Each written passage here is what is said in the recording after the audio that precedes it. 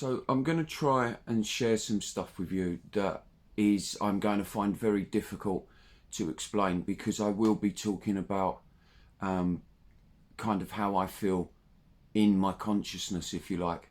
Even saying that I find quite difficult because it sounds very mythical, it sounds mysterious, it sounds egotistical, but it's not. I'm getting a lot of requests of people actually asking, and when I say a lot, guys, I really mean a lot. It's quite incredible. I never thought I'd have this level of interaction with people. A lot of questions on what does it feel like for me, who I think a lot of people are identifying with as a very normal person as such. How does it feel for me to be in that consciousness? So I'm going to try and explain it, and explain. Another question I got asked the other day was actually, do I get any messages from the universe, like from other spirits and places like that? The answer to that in a nutshell is yes, I do. But I don't, this again, that's very hard to say, because I'm aware that to the egotistical mind, because of how we've been conditioned, that's very hard to conceive. And we can instantly shut down when people start saying that. But it's not a shut down through we might not like the person, it's the ego shutting down, because it's like, that's nonsense, that's not true, that only happens in films. There might be a reason for that those things only seem to happen in films. It's because maybe it enhances how the ego sees those things, because the reality is perhaps there's also something at play, some disease within society and the way that we think, that actually wants to prevent us from seeing what might be the truth. Which is why when people like me say the truth, i.e. where we get these feelings from, these messages, when we say that, the ego instantly closes down. I hope I've done that justice. After my initial spiritual awakening, I was aware that something had happened that I couldn't make sense of, or the ego mind couldn't make sense of, because it's only ever the egoic mind that kind of wants answers to things. Your true essence doesn't require answers as such. So I didn't know this at the time, I know this now, but at the time, the logical side of me, which would be the egoic mind, wants the answers.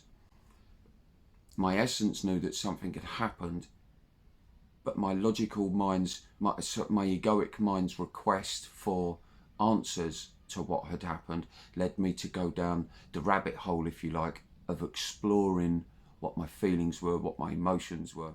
But it led me down that rabbit hole, I say rabbit hole in a positive way in this case, of finding out about what I was feeling, etc. That led on to me then understanding or finding out about the dark night of the soul, which led on to me realizing that I was, actually, this is spirituality that I'm experiencing. That was the first I'd ever understood what spirituality meant. That then led me on a journey of trying to work out what spirituality actually was. I was fascinated, so I was falling in love with it. That led me to read lots of stuff about Buddhas and all different types of religions. I'm not a religious guy, and I don't profess to be. I have a great understanding of all religions, but I certainly tapped into many different areas and was just exploring all kind of concepts of stuff. So I started to see what the difference was between, say, spirituality and religion, or spiritual prayers against religious prayers. And I might cover that in this if my mind kind of takes me back round to that. If not, I'll do it in a separate video, because it is really interesting. And because it led me down those paths, that was when I started also coming in and started to very, very strongly understand the false self, like the false ego. And it was through that I was having a lot of flashing light bulb moments. A hell of a lot of flashing light bulb moments. Now, I'm aware some of you lot will get those flashing light bulb moments of almost like a clarity of like, oh, that's how that happened, or oh wow, I see that now. Or, did I really do that? God, I should have known better. We have those moments of that. Those things that come up, we always mistake that as that's us, but don't forget we associate us through the egoic mind. I'll get confused now. We associate us through the egoic mind. It's the egoic mind that thinks it has worked out why something has happened. But the actual reality is of that, that's your essence. That's the true self seeing things for what it actually is. That makes sense? Did I explain that? I think I explained that. So what happens sometimes after the spiritual awakening, and when we go through the dark night and the soul and we've separated from the egoic self, we then can see this very clearly. And that's how I feel most of the time. I see things very, very clearly. This is where I can find this quite difficult, because it's really, the egoic mind is coming in right now. I know some of you like it when I explain how I can feel the ego coming in. Here it's coming. I can feel it coming. Don't forget, guys, in reality, my ego doesn't play a part in this. But for the video, I'll share when that egoic self is coming up. We're all going to walk around with the ego, which is our natural ego. It's the false self that can come in. That's what I'm getting at there. So at the moment, it's coming in now, saying, or it's a feeling, guys. It's not a voice. It's a feeling as such, saying, "Oh God, what will they think of me? They're going to think I'm nuts. They're going to think that I think I'm something special." That's the false self coming in. So, but my consciousness is there in a much stronger vein. Even now on the video, they're in a much stronger vein, which is telling me everything's okay. These guys who are subscribing to you want to know this stuff. They want to hear this stuff. Those who have reached this part of the video who have clicked off because they kind of already think that it's fake are the ones who actually need to do more inner work, if you like. So it's not a criticism of them, but they might need to do more inner work so that the third eye actually opens and exposes the consciousness. That's a lovely way of saying that. I've never said that before. The third eye is almost the opening of your consciousness. I really like that. And so they would have clicked off, and there much some more suffering in the matrix, and then that will ultimately, I think, start to wake most people up. Then they'll come back on track and they'll search out videos that are more like this one. So those of you that are still watching at this point, you're not watching by accident, guys. You're not watching because you might find me interesting as such. I mean, you might like my character, my mannerisms, whatever else. That's fine. We all like that in some people. But I'm saying, more than that, it's the message that's coming over. Even though I'm struggling to deliver it, you're still here listening, which means you're falling into that opening of the consciousness, because it's keeping you stuck there. Otherwise, you would click off and go and watch someone who's much clearer to the point than I am. So that means you're right where you need to be. It also means you're right where you need to be in the process of your separation of Dark Night of the Soul.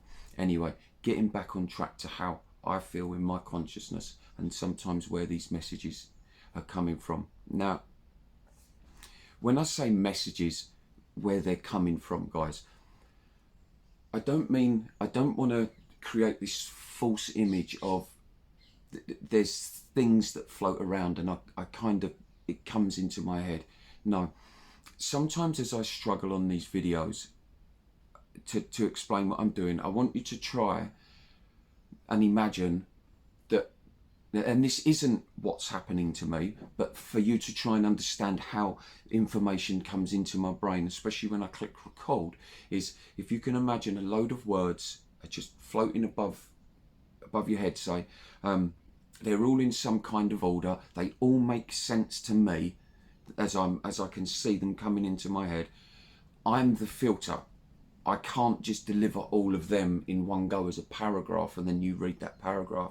I have to receive the messages in. It then filters through my brain. My brain is a dyslexic one. My brain is one that has a lot of self-doubt. It has the very thick false ego that comes in, so it gets, and also the constructed mind, which is the conditioning. So everything that comes in gets filtered through that. I try and pick that out via my consciousness. My consciousness then deciphers those words and puts out what it thinks is the best words to use in order for you guys to understand it. Not that you wouldn't understand it if it come out in any other form. However, my consciousness, or I suppose the way that my delivery feels correct, is by delivering it in the way that I would need it delivered to me in order for me to understand it. Because if I can understand it, then anybody can. And that's what I try and do with those type of messages that are coming in. I really hope I'm doing this justice. You can tell I'm slightly nervous about doing this one because it's talking a lot about me, and I've never really tried to figure out why I get these messages, why I get these energies and signals. I've never really looked into that, if I'm honest with you. It's just kind of something that starts happening, which is why I say in a lot of videos, your consciousness doesn't lead you down bad routes or down places where you can't go. You just kind of have this wonderful acceptance that you are who you are, and you are not that. The dark night of the soul will show you when that false self is there. You can hear it, like you don't even hear it. It's just it's kind of not there, or you can feel it. I can feel it in these videos when it's arising in me, and I share that with you, which is why I share it. So hopefully you might be able to see it in yourself. Even if you're in a job interview or something like that, you can feel when that false self is coming in and speaking, or when it's your consciousness. If you stay with the consciousness, you are guided correctly. And oftentimes the consciousness is disguised as a fear. Like the egoic mind will register the consciousness almost as a fear, and because it registers it as a fear, i.e. it doesn't want to go there, it then works through itself. The egoic mind will then work through itself and answer questions in an interview based off of what it thinks the interviewer wants to hear. That could go in any scenario that you're in. But the consciousness, if you had actually answered through the consciousness, which is that feeling of, oh my God, I can't say that, that's probably the correct answer, if we really learn how to listen to that consciousness. And it's because of that that sometimes we can say things like, we can get kind of miffed with ourselves that that wasn't as bad as I thought. Maybe we've said something from our consciousness that we were really scared to say. We've actually gone and said it, and then it's been okay. That's the point right there. But getting back to these messages, I hope this video is interesting, trying to decipher that a little bit. But getting back to where these messages come from, or how I get these messages, the word messages I'm feeling in this actually makes it sound like I receive something from somewhere. No.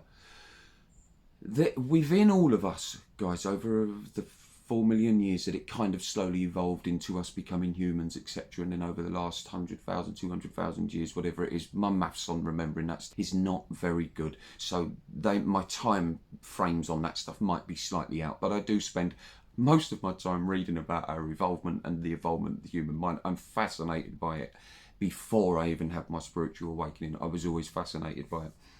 But over those long periods of time, there's a wisdom that goes into us. There's a knowledge that goes into all of us as beings. So as over those generations of millennia, if you like, our consciousness is rolling down with the wisdom. At the same time, the constructed self kind of comes down with it. Back then it wasn't as strong, but it gets stronger and stronger and stronger as it goes along, and as we live more and more and more through the egoic mind, which then creates the matrix. The matrix is created by those people who can't separate from the consciousness, have no idea of that, and they are the ones that are ruling us and lead over us, and they're the ones that work through an unconscious mind. They've only rolled down through those generations. So let's look at it like this. So the consciousness is the good, and the egoic side is the evil. They roll down together. Those that kind of go on to that seems like it rules us are the ones that are carrying that strong egoic mind. And let me just quickly tell you this. If we was all why you can sort of look at the constructive mind as an evilness, it's almost a disease that runs, is a disease that runs through the whole of humanity, is because if we took away the egoic mind, if we took away the constructed mind, the false self, if we took that away and we could all feel that essence, we could all feel that consciousness, guys, there would be no hate, there would be no wars, there would be no killings. There is no need for that. In spirituality, when you are truly in touch with that essence, there is no judgment, there is no divide, there is no division, there is no separateness. If you see someone that doesn't have the same colour skin as you, you see that as beautiful, that it's a part of humanity. And they would be the same. They would be the same looking at you in a different skin colour. Or you have different ways about you, different mannerisms, different personalities. That's the beauty of consciousness. You are you, and the other people notice the beauty of that, and they're not, the consciousness will not look for the hatred in that, will not look to be upset. The egoic constructed mind will look for the hurt, will look for the drama, will look for the pain. This has gone on for millennia, guys. You have to remember this, that this goes on unconsciously.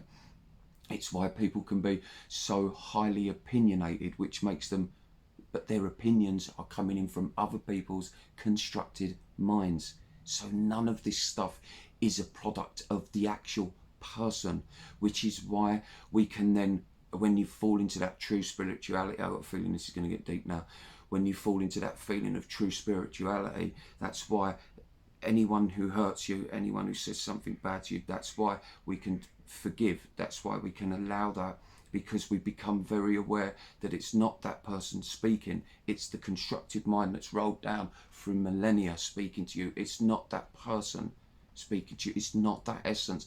Consciousness, the beauty of consciousness, the oneness, would not be speaking like that. I hope I've done that justice, and I hope I don't sound mad as well. Do I have the answers to everything in the world, in life? No, I don't. I don't see myself as an extraordinary person. I think I've said in a lot of videos, I see myself as quite unremarkable. What I find remarkable is that this knowledge, or this ability to flow and to get this message out, what I find remarkable is that was always in me. And it's always in you. It's in you. We need to try, this what the dark night of the soul is separating that millennia, that generations worth of the evilness. I don't like the word evil, actually. The bad that is the egoic constructed self. It's separating that from the ego that is needed from your true essence, which is the consciousness, which is the creator of everything. That's why it can cause so much turmoil. And I find it remarkable that that's in me, that I've found this way of delivering this out, yet I'm 48 years old, I'm actually 49 next week, but for 45 years, when I had my spiritual awakening, I was led by that constructed mind that created the misery. When the spiritual awakening happened, I felt the separation of the ego, if you like, the egoic mind. Get out.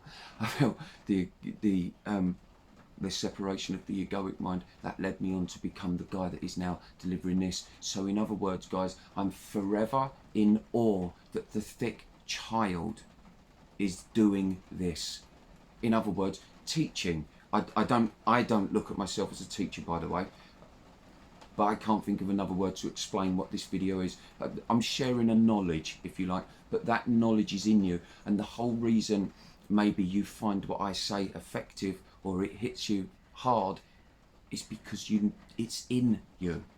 I'm not teaching you something that you don't know. I'm exposing something to you that a constructed mind has prevented you from seeing.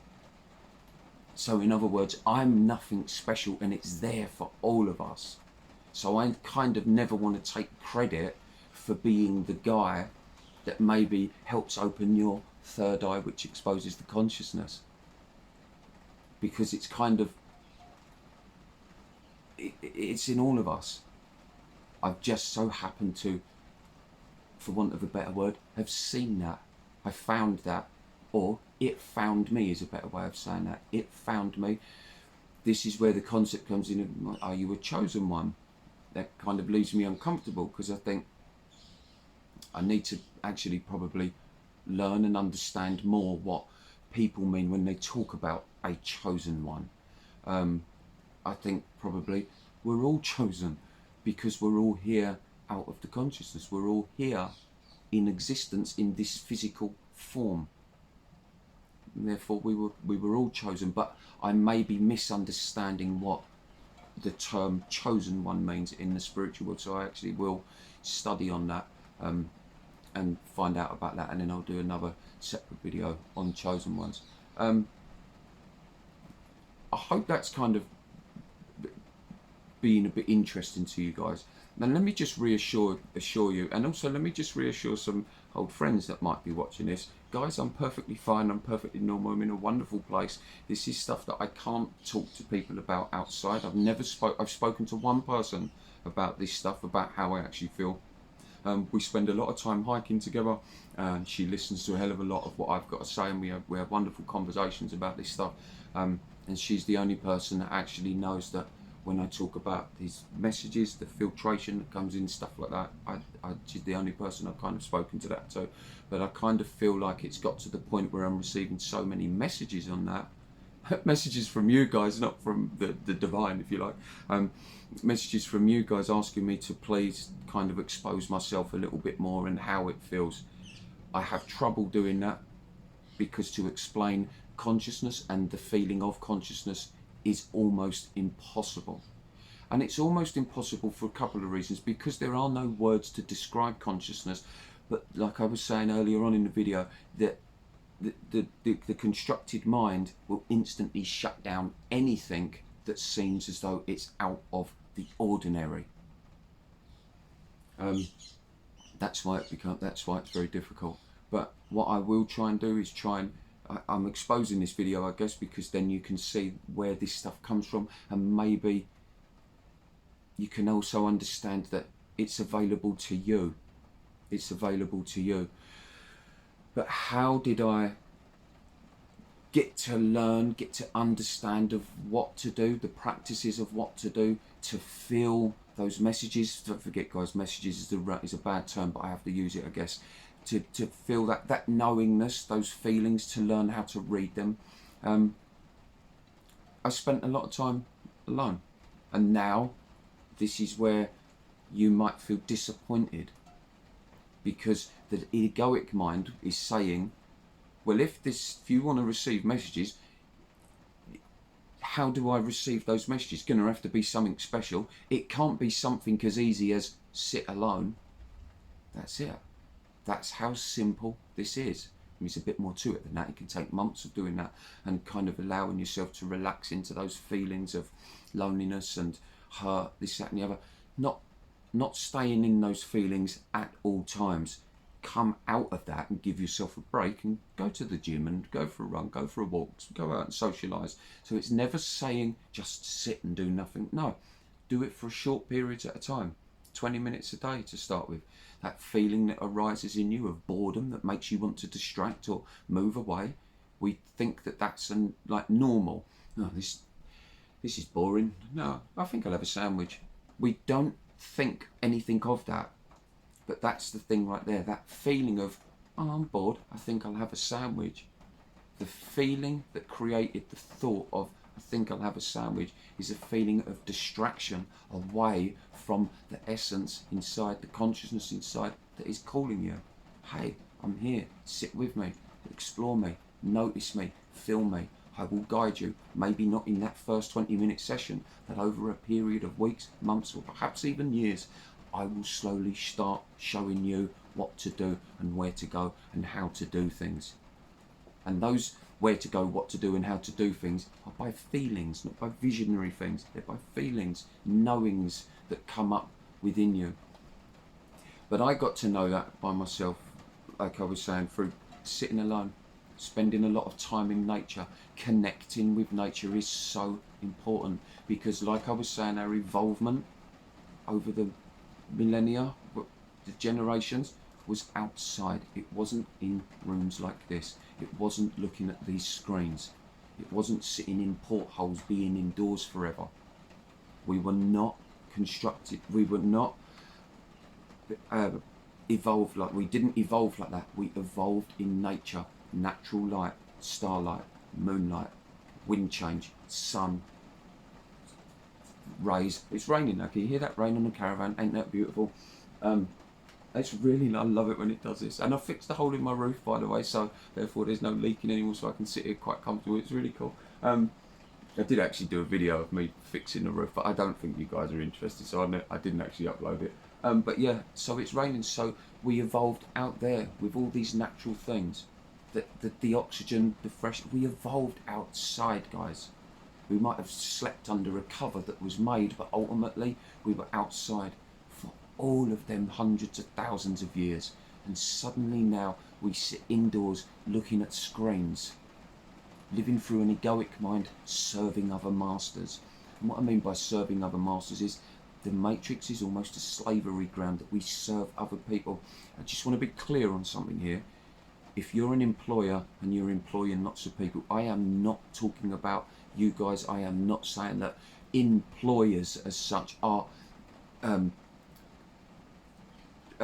producing slavery. Producing is the wrong word, but I'm not saying those guys are kind of using you as slavery if you're working for someone. No, those employers are very, very needed because they are helping people earn money and they're generating jobs, and whatever's going on through their constructed egoic mind is creating a business that is then providing lots for other people. So there's probably a side of that egoic constructed mind that is helpful. However, the person sometimes that are running those organisations or those businesses deep down are feeling the same as what we feel as the worker working for them, because they're going to feel it in another way of the pressures maybe of keeping that work up and keeping people employed, of keeping businesses turned over, keeping the staff excited enough or wanting to motivated enough in order to generate business so the business can turn over, so that they can keep earning the money to pay you guys to do that.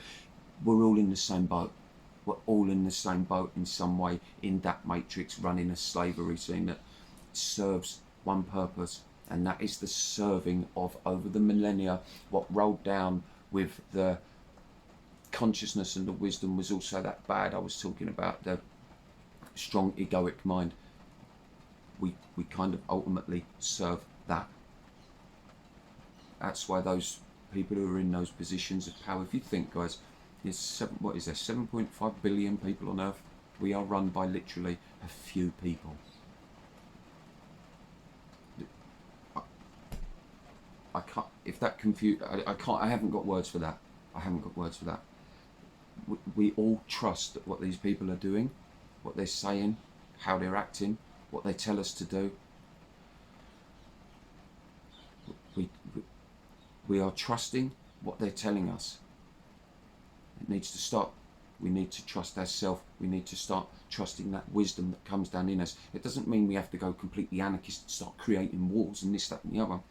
But what it does mean is, if a lot of us could come into our own consciousness and that third eye opens and we see this as clearly as what I see it and as what many others see it, if we see it as clearly as that and we start living through our true essence, that true essence that's coming through will then permeate in, I've never used that word before, will then permeate into those people that are around us, into the younger generations that are coming up, which then filters down into those generations. So a lot of this stuff, this consciousness coming into this being, coming into your true essence, is not something we will ever see the end product of. But do you know what? You have to get comfortable with that and know that in some way, by you coming into your consciousness, you are giving back to the world by living via that consciousness. And you are giving back more to the world by wanting to watch these videos to this far. This length of this, you've watched it this far into the video is what I mean.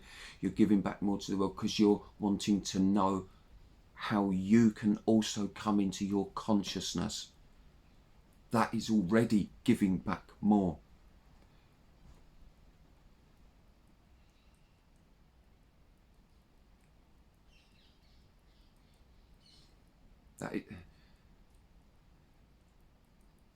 That is already giving back more. Can you see that, guys? Can you see how that works? I'm getting so much stuff coming in at the minute that wants to come out. It's quite incredible. Sometimes, if I'm honest with you, it's completely overwhelming. It can be very tiring, and it can be quite confusing. This is where it's wonderful when I go for a hike with my friend and we can chat. I'm allowed to share some of that, and it extracts it off. But do I ever get down about it and like stressed about it? I have days where I can feel sad, but it's not the sadness like I used to feel in the Matrix. It's not a sadness that I'm then frightened of where is that sadness going to take me.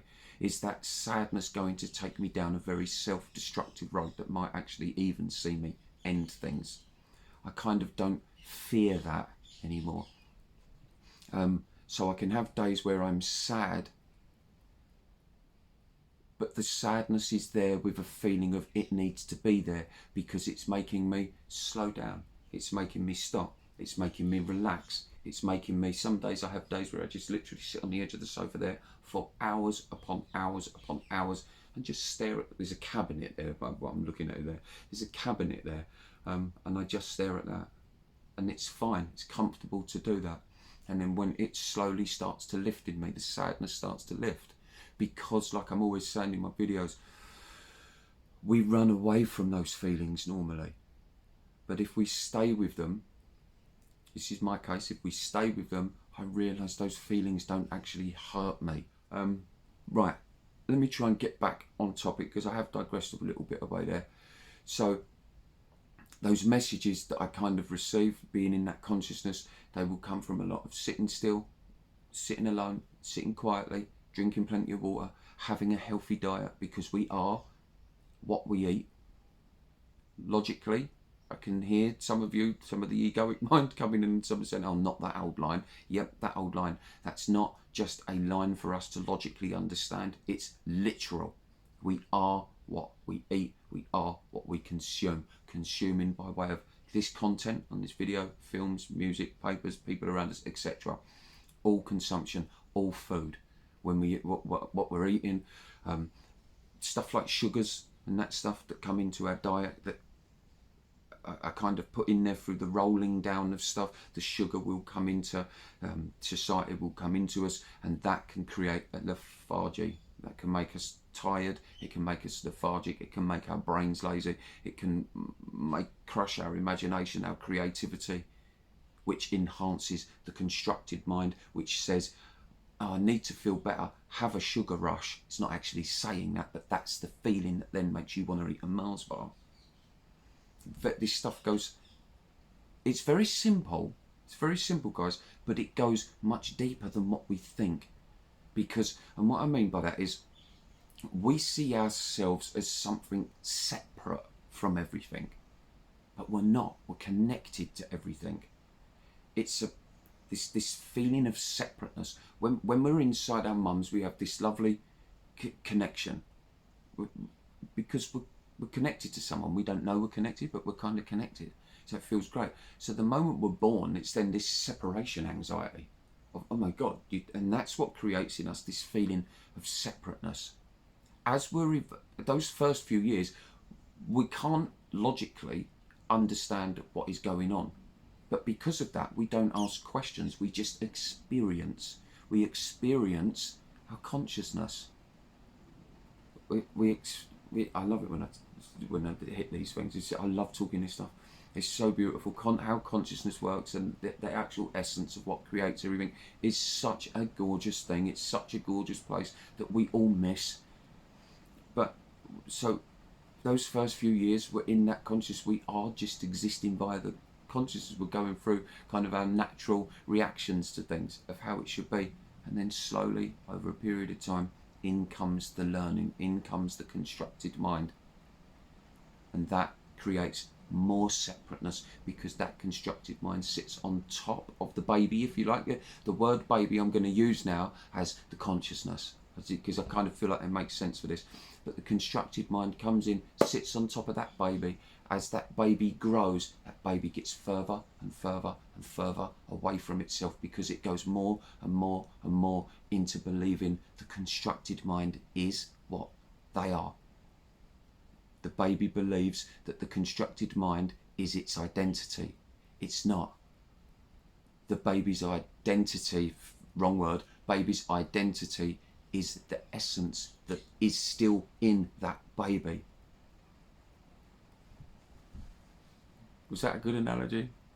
I quite enjoyed saying it. I'm kind of finding this video really hard, but kind of enjoying it as well, because I guess it's the first time, and it almost feels like a relief to me to be able to start saying that this is how I kind of see things. I've kind of shied away from that, and perhaps it's nice for you guys to hear this stuff, and I really hope you're listening at this point. If you are, thank you so much. I'm so grateful. And also, guys, while I'm on that note, if you're enjoying this content and you're new here, please hit like, please subscribe, please comment, and please hit the bell, because there's another area I'm going to tap on in the video actually. I really need this channel to grow, because there's parts of spirituality. Actually, do you know what? I've never done this before. I'm going to end the video there for now, and I'm going to do a part 2 of this video, because I feel like I might lose people if this video gets too long. Not because you haven't got the concentration span, but because on the other side of this camera, I'm aware people have lives, they have children to tend to, jobs to go to, they've got dinners to cook, maybe got appointments to attend. So I'm aware of that. You're not sitting down watching a film here, unless you're a family. That would, can you imagine that? So this is my ego coming in there. This is so cool. So sometimes we can use that for imagination. But how cool would that be? Sitting down for a Friday night session with listening to Tope. Okay, that is a little bit of ego kicking in there. But hey, we all like a little bit of, you know, the thick child in me likes that. He likes that reassurance, which is why I always love your guys' comments, because I sit there in both wonderment of like, wow, are these guys really talking to me? And at the same time, it's like there's this little part of me that's like, wow, that thick child has really changed. It's that, but on both fronts, it's kind of this wonderment.